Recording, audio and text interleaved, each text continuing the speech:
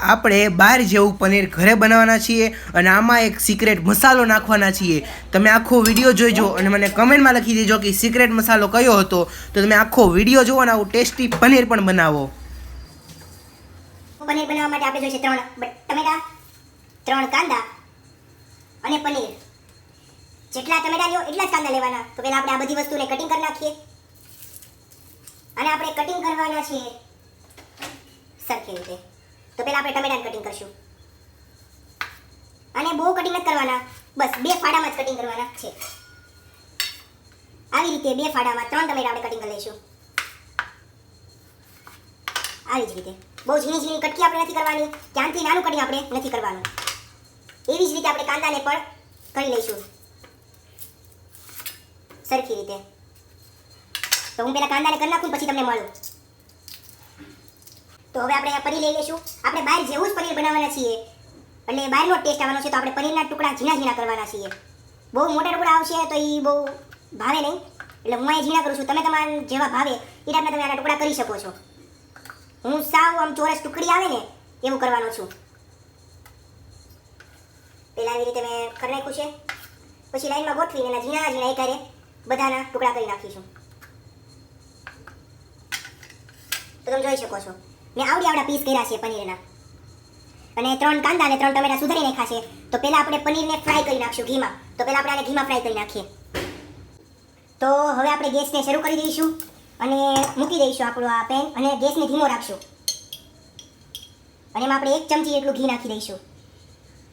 જ્યારે લગીને આપણું ઘી ગરમ થાય છે ત્યારે લગીને ખાવા દઈશું. આ ગરમ થઈ જાય એટલે એમાં આપણે આ પનીરના ટુકડા નાખી દઈશું. તો આપણું અહીંયા ઘી ગરમ થઈ ગયું છે અને એમાં આપણે ટુકડા કરેલા પનીર નાખી દઈશું.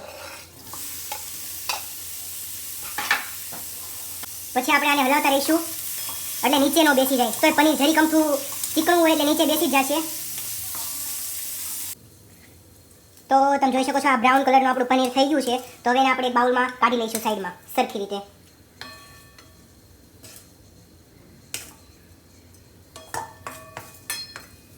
આટલું જ થવા દેવાનું છે, આનાથી વધારે નથી થવા દેવાનું, નહીતર પછી બળી જાહે અને બળી ગયેલું તો કોઈ ભાવે નહીં.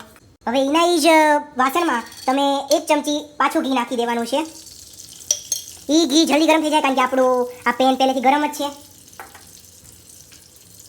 અને પછી આપણે એમાં ચોપ કરેલો આ ટમેટા ને એવું બધું ઊંધું નાખવાનું. ટમેટાને આપણે આ રીતે નાખવાનું છે. એવી રીતે પહેલાં આપણે બધા ટમેટાને ગોઠવી દઈશું એટલે એ સારી રીતે કૂક થઈ જાય. ધીમો ગેસ રાખશું, ફૂલ ગેસ નહીં રાખશું, નહીતર પછી બળવાનો ભય રહી શકે છે.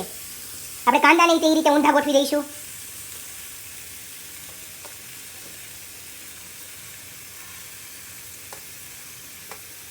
આવી રીતે બધાને ઊંધા ગોઠવી દઈશું આપણે.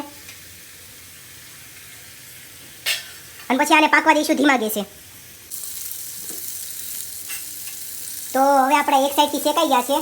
તો હવે આપણે એને ઊંધા કરી દઈશું. તમે જોઈ શકો છો આ સાઈડના આ સાઈડ થઈ ગયા છે. તો હવે આપણે એને ફરવા મળશું.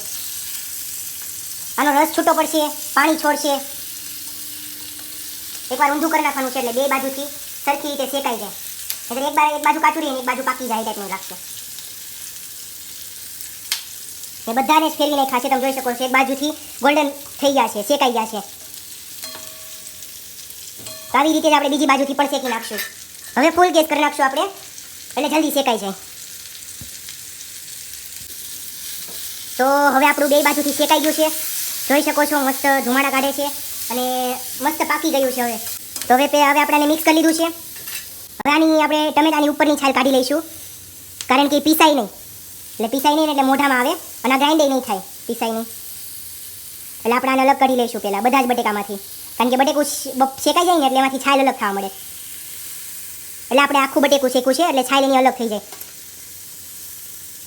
તો આપણે આવી રીતે નિરાયતે બધા જ ટમેટાની છાલને રિમૂવ કરી નાખશું. તો હવે આપણે છાલ કાઢી નાખી છે અને હવે આપણે આને મિક્સર ગ્રાઇન્ડરમાં નાખી દઈશું એટલે આની પેસ્ટ થઈ જાય મસ્ત. તો અહીંયા આપણે મિક્સર લઈ લીધું છે. આ જારને એમાં ફિક્સ કરી દઈશું. હવે આપણે આમાં અડધા ગ્લાસ જેટલું પાણી ઉમેરી દઈશું. પછી ઢાંકણું બંધ કરીને મિક્સ કરી નાખશું. તો આપણું આ મિક્સર ગ્રાઇન્ડરમાં મિક્સ થઈ ગયું છે. તમે જોઈ શકો છો આની પેસ્ટ આ ટાઈપની પેસ્ટ કરી નાખવાની છે, હાવ સ્મૂથ. તો હવે આપણે પાછું ગેસને શરૂ કરી દઈશું. એમાં મૂકીશું એક વાસણ અને હવે આપણે વઘારની પ્રોસેસ શરૂ કરવાના છીએ એટલે એમાં 2 ચમચી જેટલું આપણે તે ઘી નાખી દઈશું. પછી આપણે નાખીશું રાઈ, જીરું નાખી દઈશું અને એને સારી રીતે આપણે મિક્સ કરી લઈશું. રાઈ આપણી ફૂટવા મળે એટલે આપણે એમાં નાખી દઈશું આપણી આ ગ્રેવી કાંદા ટમેટાની. અને હવે આપણે થોડીક વાર માટે આપણી ગ્રેવીને પકવી લઈશું. તો હવે આપણી ગ્રેવી મસ્ત રીતે પાકી ગઈ છે. તો એમાં આપણે પહેલાં નાખીશું ટેસ્ટ અનુસાર ધાણા જીરું, હળદર અને કાશ્મીરી મરચું. એનાથી કલર બહુ મસ્ત આવે. અને ટેસ્ટ અનુસાર આપણે મીઠું નાખી દઈશું. અને પછી આપણી ગ્રેવીને સારી રીતે આપણે મિક્સ કરી લઈશું. મેઇન આપણે એમાં કસ્તુરી મેથી નાખી દઈશું ભૂકો કરી.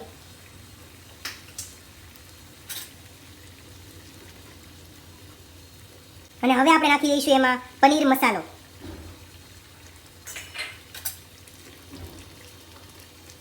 અને હવે આપણે ટુકડા કરેલા જે પનીર હતા આપણે એને નાખી દઈશું. અને પછી એને આપણે સારી રીતે મિક્સ કરી લઈશું.